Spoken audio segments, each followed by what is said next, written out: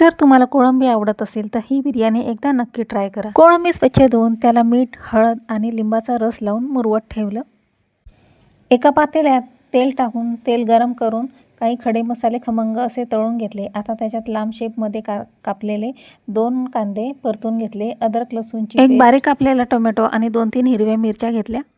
आता हे सर्व जिन्नस छान तेल सुटेपर्यंत परतून घेतले। आता यामध्ये काही सुके मसाले घालूया। यामध्ये घेतले आहे 1 चमचा लाल मिरची पावडर, अर्धा चमचा हळद, अर्धा चमचा बिर्याणी मसाला।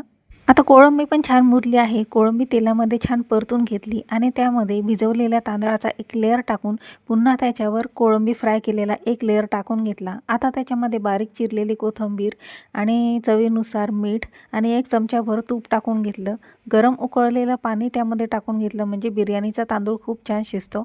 अशा छान सोप्या आणि चविष्ट रेसिपी पाहण्यासाठी A1 स्वप्नाज किचनला सबस्क्राईब करा।